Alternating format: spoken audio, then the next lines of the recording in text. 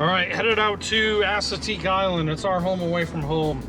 I go hunt out there, fishing. We do campfires on the beach, clamming, all types of stuff. So it's one of the places that we usually spend the majority of our time in the summer. So this is just a quick video, I guess like a visitor's guide, you could call it.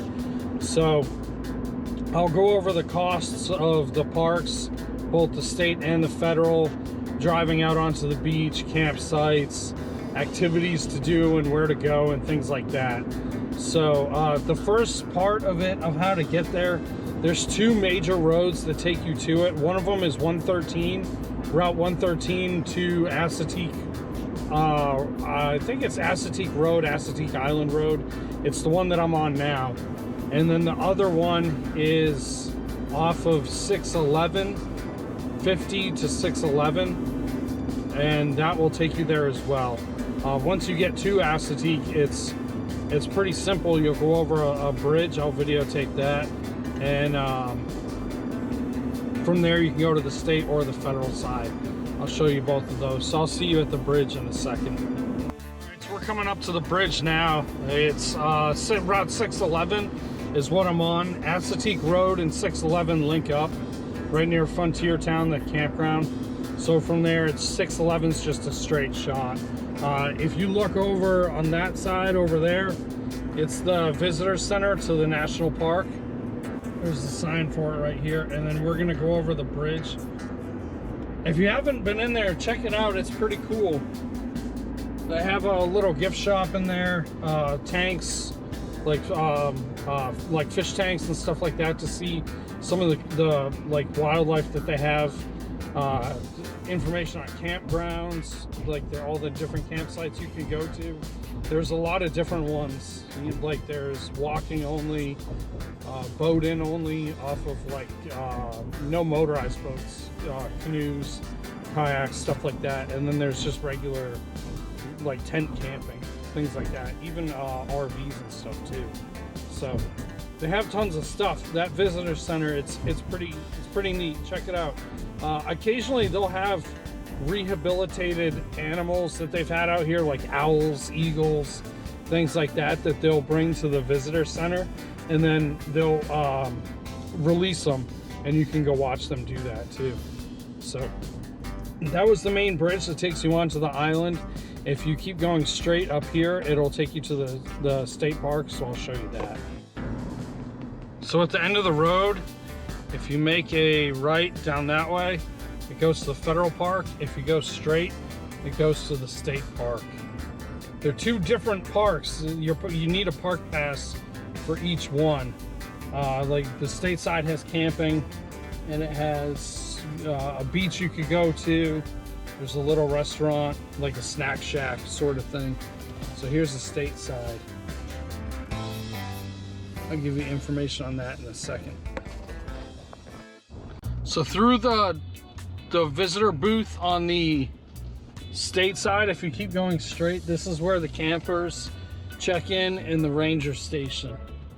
To check in, you just go to the building right inside the door right there, and they will help you out, get you all checked in for camping and all that too. So for the state side, Memorial Day to Labor Day, it's $5 per person to get in the park. And if you are coming after Labor Day, it's $5 per vehicle. For any of the camping information, I'll put a link in the description below. That'll be for both the state and the federal side. For the state, I believe you can actually reserve a spot online, which is pretty cool. The federal is a little bit more complicated. And the camping spots, they fill up extremely fast. So as soon as you get a chance to do it, I would try to reserve it right away. You could probably always cancel without penalty or anything like that. But in the summertime, the campers are all lined up right here, and then the campgrounds are all back that way.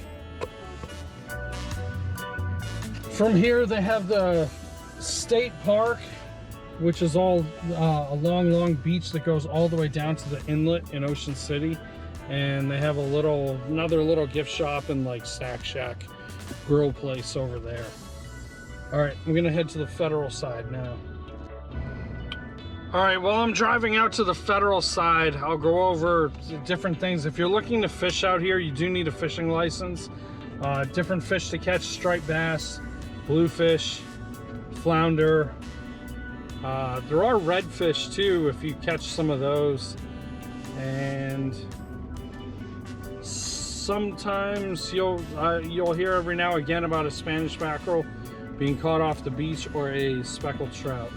Those are pretty much the well-known ones. For hunting, they have all types of waterfowl, ducks, geese, sika deer, whitetail deer, and turkeys. Those are the main things out here. So for each one, there's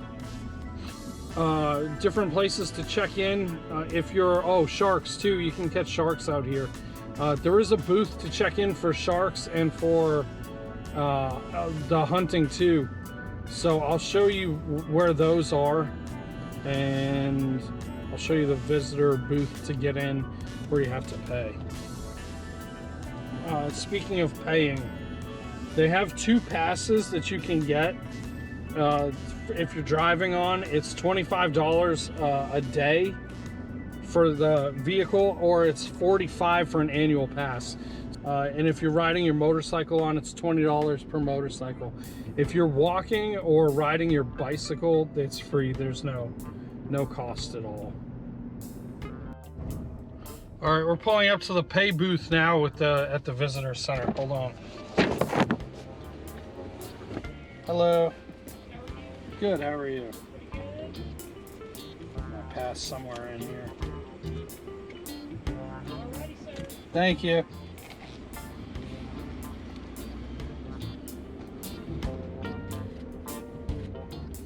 All right, we made it through. We're on. So, shark fishing or hunting check-in is at the information center. It's your first right as soon as you pull in. And it's in the shed right here. For waterfowl, they make you check in at the visitor center right here, the information center. And if you need a OSV pass, if you want to drive on the beach, you can go in there as well. So coming down the main stretch all the way to that side, all over there, is all the parking to the beach. There's bathrooms over there as well. And if you make your second right, there's more recreational stuff down here. There's a little store. You can rent kayaks. They do kayak tours. Little like grill sites and things like that to lay out on the beach side if you want. So there's campgrounds all over. The one off to my right over there is more for RVs. They have trails too back there. It's pretty much goes in a big circle. It's not huge, but it's still fun to walk through and go check out. All right, so we're at the end of the second right when we turned in. This is the store. It's just got the small snacks like water, Gatorade, stuff like that, and then ice right there too. And they have tours in there. You can do like kayak tours. They'll kind of take you around in the bay out there. It's actually pretty rough today. And then over on this side, they have like little grills and things like that. In the summertime, this is one of the more popular spots out of the places to hang out. They have a bathroom too.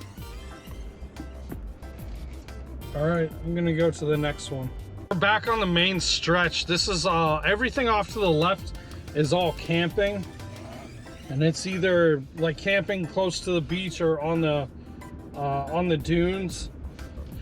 For camping, you do have to make reservations. You can't just come in and camp. Everybody has to make reservations, and I know they fill up extremely fast. So I know that there's I think the reservations open up in like early March 1st or something like that. And I know that within like a couple weeks, they're all pretty much filled. So you do have to book real fast. That's some of the campsites over there. I'll put a link down below of more information on camping. I believe it's like $30 to camp. I'm not sure if it's for like a couple days or per night, but it's really not too much. For check-ins, I'm not sure if it's either the information center or that visitor center before the bridge, but I'm sure on the link, if you're interested, it'll have everything that you need to know. As far as wood goes, you can do fires on the beach, but the wood has to come from Maryland. They don't want any outside wood there. Here's some of the horses right now.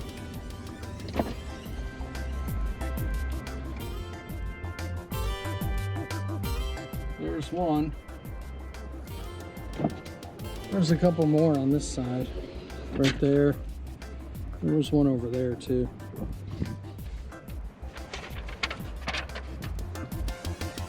But they don't want the wood to come out from outside of Maryland from disease and bugs and stuff like that. So there's plenty of places to get wood. If you are going down Assateague Road, the same one that I took, there's a couple farms back there, Assateague Farm, and I believe by Bucks, where they have all like the fishing tackle and provisions and stuff like that. They have firewood as well too.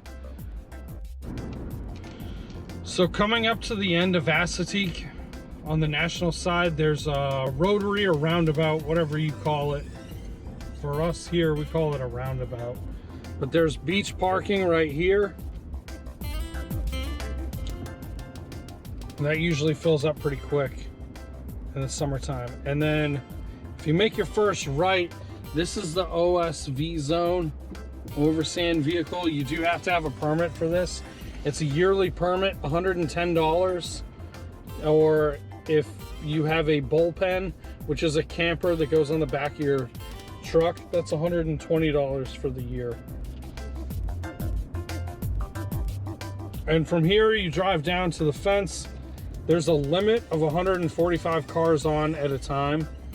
And after that, the gate will not go up. So you have to let the air out of your tires and all that stuff. So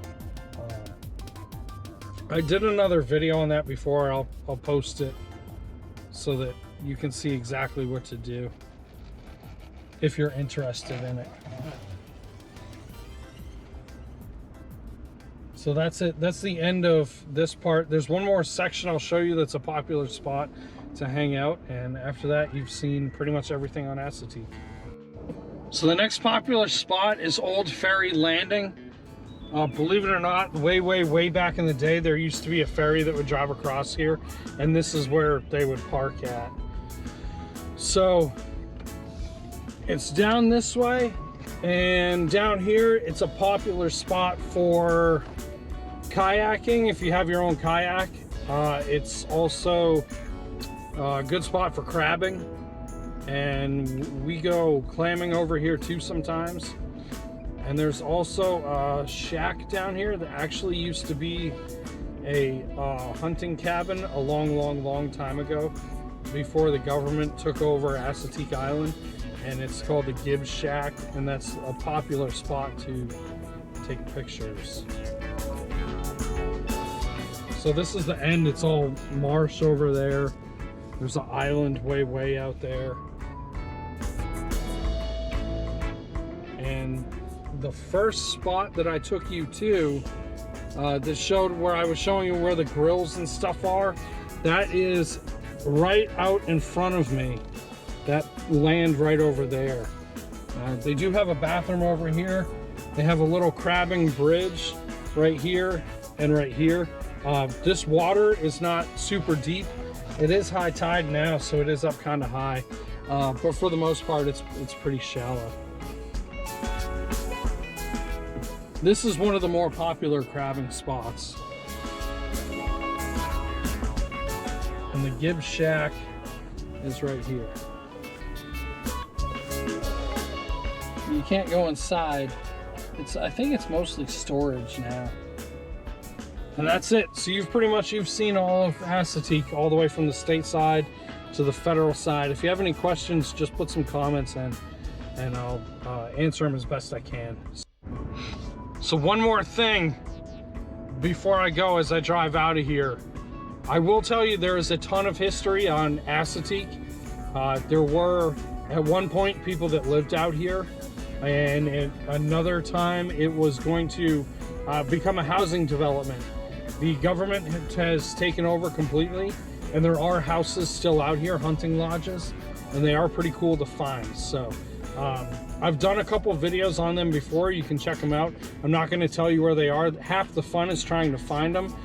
There's actually even a grave site out here too, if you want to try to find that. So it's not just the beach that's more popular, it's also a whole other world to Assateague besides just hanging out on the beach. So I don't know, lots of history. Check it out if you want. All right, I'll see you later. Thanks.